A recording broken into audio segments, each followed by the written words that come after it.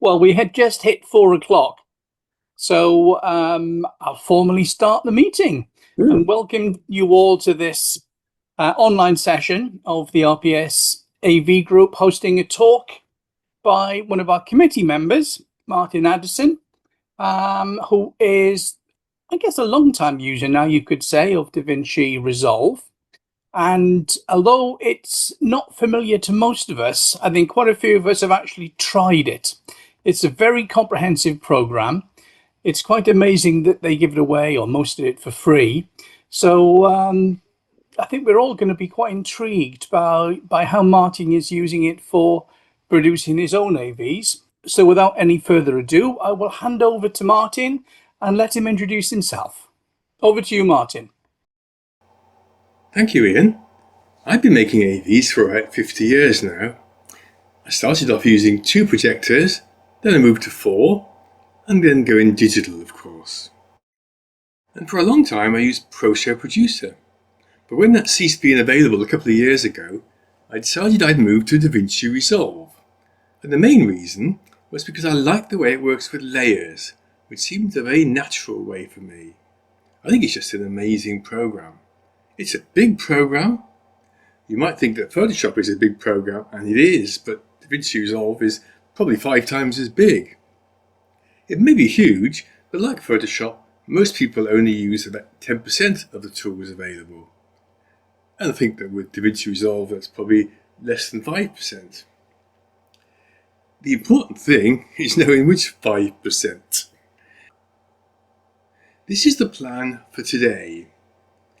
I'll talk about which version to use and what the difference is between them.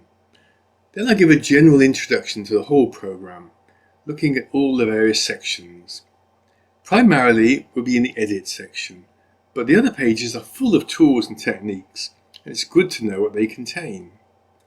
Then I'll make a simple AV from beginning to end, starting with importing the images, right through to producing a final video file. That will give you an idea of the basic techniques you need to know about making a simple AV. And if you haven't made an AV before, then this video is aimed at you because we're starting from scratch. The idea is that you can look at the recording afterwards and follow it step by step and make your AV at your own leisure. At that point, we'll have a short break, which should be about halfway through, I guess. Then I'll show some of the other tools and techniques we can use, things like keyframing, editing music, adjustment layers, and also a bit about how to make Resolve work faster, because it's a big program and it can be slow at times. Following that, if time permits, I'll show 1 or 2 of my AVs, and I'll also show you a timeline so that you can see how they were made. The latest version of DaVinci Resolve is 21, which is still in beta. It came out about 3 or 4 weeks ago, and although it's in beta, it's a very stable version. Major new versions come out normally once a year, and then many small updates throughout the year. I'd like to mention the support which is available from the Blackmagic website. This is useful if you'd like to know more about the program. There are lessons which you can work through, there's a video and project files which can be downloaded, and there's quite a few courses covering lots of different areas of Resolve, like editing, motion graphics, music. And there's also a set of PDFs for reference. They're a beginner's guide to DaVinci Resolve, which cover many of the pages, including Fairlight, the color page, and special effects. This is the new features guide to version 21. And it's 150 pages just to cover the new features. And here is the main reference manual. And if you like reading manuals, this will keep you going for a while, as it's 4,300 pages long. There are 2 versions of DaVinci Resolve, a free download and a paid one for $295. So what's the difference? Well, I have to say that I'm a bit wary about free versions of programs because they so often have strings attached. Sometimes they're time limited or slimmed down versions. Or sometimes you get the so-called free programs like Google, where you don't pay anything, but they sell your data on to other companies. DaVinci Resolve isn't like that. free version's got everything you need for making videos and AVs, so there's no need to pay for it. So what's the difference? Well, up until a couple of years ago, the difference was primarily options for professional use, some high quality outputs, and options which allowed a project to be worked on by people in different countries. The sort of things which a major film studio would need.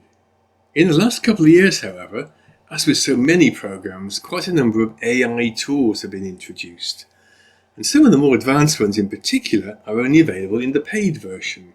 One thing to note about the AI tools is that they're contained within the program and not cloud-based. As a result, they're more production tools rather than options for changing voices, although you can do that in the new version of Dissolve. But you don't get the large amount of choices you do with the cloud-based offers. So my recommendation is to use the free version. And if you want the more advanced features, you can upgrade later. It is a once-only payment and there's no charge for updates. And according to the boss of Blackmagic, they make most of their money from sales of hardware. They sell big cameras which are used for making feature films, which we see in the cinema, and those large mixing decks and other hardware. So that's where they make the money at the moment. And they also say that there's enough people buying the paid version every year to allow them to keep it free. And they also want to keep it available for students who probably couldn't afford it. It's worth mentioning that the program does the same job as many of the Adobe programs. It costs you around $70 per month. And if you stop paying, then you cannot use the program. I'm using the paid version, by the way. I started off with the free one and then upgraded. But everything you see today is in the free version, unless I say otherwise. I may just point out a few features which are only available in the studio or paid version. There are 8 pages altogether, and they can be used roughly in the order they appear along the bottom. The page in the centre is called Edit, and this is the page where we put together the whole AV. All the elements of the AV will appear here, and it's a page where we're going to spend most time today. To start with, I'd like to show you how the panels operate on each page, and then briefly run through the panels on the various pages. The viewer is at the top, and below is the timeline. There are video layers, video 1, 2 and 3, and those audio layers. If you have a complex project, you can change the colour of the layers, which can make them easier to identify. You can also colour blocks of images if you want to highlight a particular section. At the top left is the media pool, where images and audio are kept. Here I have some special effects, music, timelines, textures, etc. And I'll show you in a moment how we get those into the project. The way all the panels work is you click the name and they drop down. Click them again and they disappear. And the idea is that you keep as much space as possible for the working area in the timeline. With the media pool and also the effects panel, you can have them halfway down by clicking this icon. So you can still see the whole of the timeline. And the same with the effects panel. This can also go full length. Here are video transitions and audio transitions, plus titles, generators, effects, more filters, transitions, and also music effects.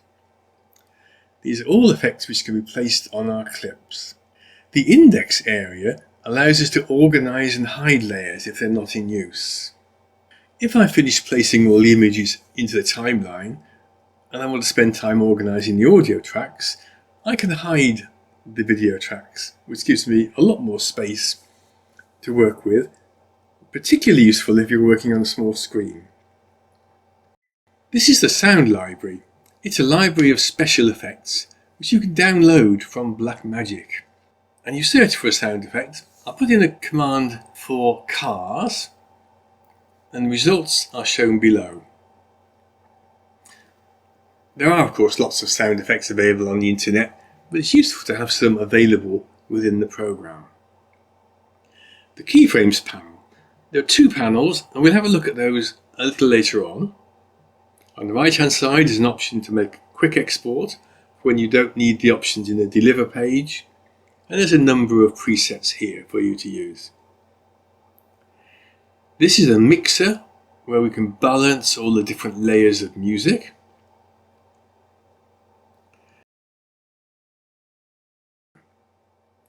The metadata panel gives information about the clip. The inspector is a very important area. It's a context-sensitive menu. When I select an audio clip, I can adjust volume, panning, isolation, and other effects. And when I select a transition, there are options to customize the appearance. The inspector is used throughout the program, and there's another panel which you can have halfway down the screen or all the way down. Having seen how the pages work, I'll show you the other pages.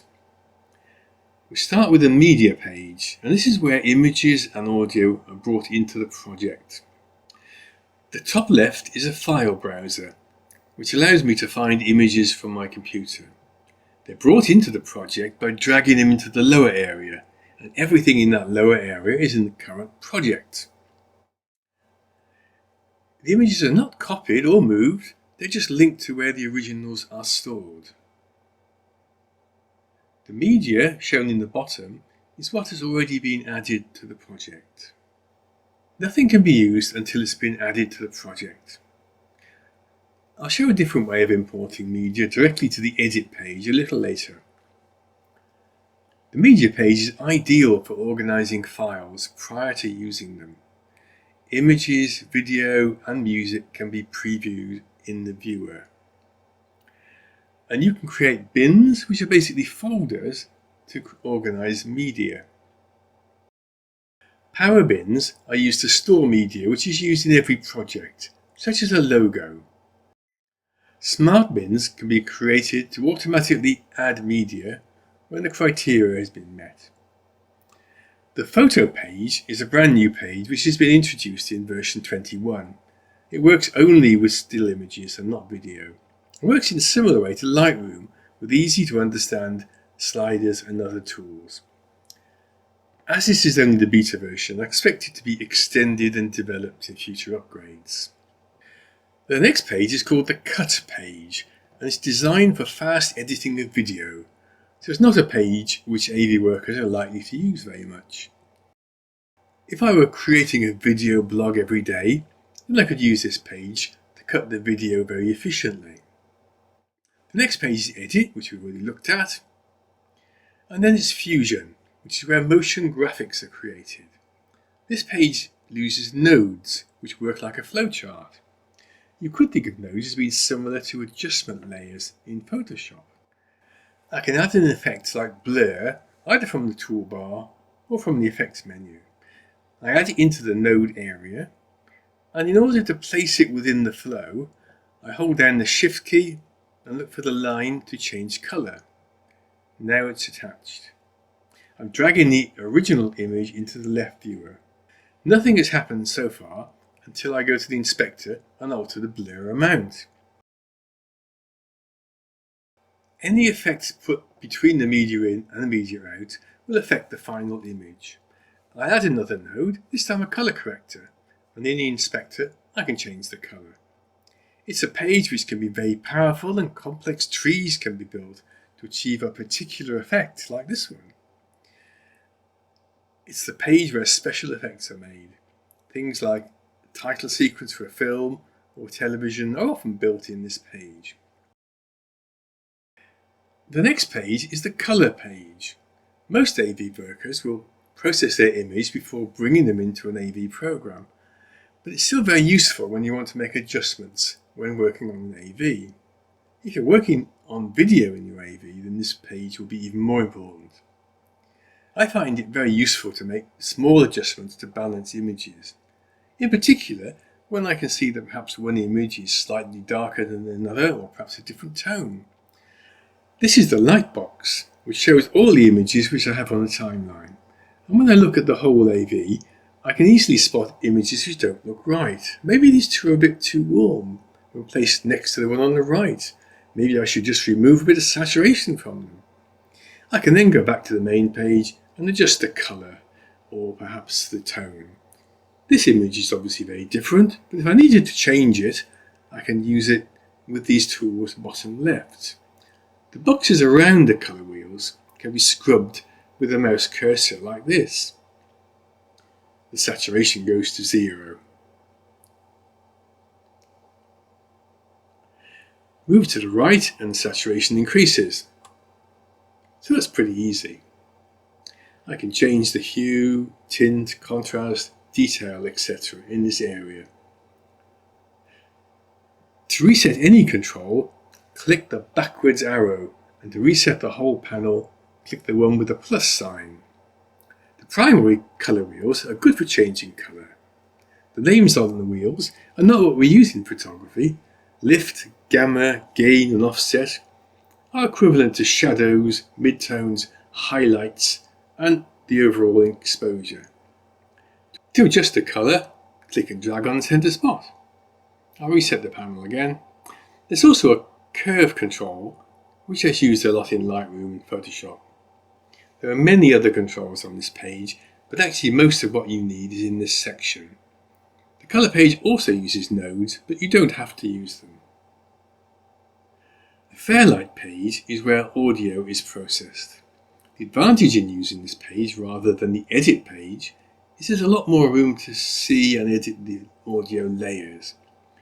The waveform is important when changing to the beat of the music. And here it can be enlarged or reduced in size by moving the sliders at the top of the main area, or by using a mouse wheel and a modifier. There are of course keyboard shortcuts. There's a lot of controls here which are not in the edit page. The deliver page is where the completed AV is exported to a video file. A section of the timeline can also be exported if I need to just check one bit. On the left are a set of presets for various outputs, YouTube, etc. In this preset the resolution can also be chosen. I'll give it a title and tell it where to save the file. Once that's done, click Add to Render Queue and it will appear in the list of jobs top right. If you need two versions, for instance one in HD and one in 4K, then you can change the settings again. Click Add to Render Queue and render all, and the different versions will be created. That concludes our quick overview. In the next section, I'll go through the steps needed to make a simple AV.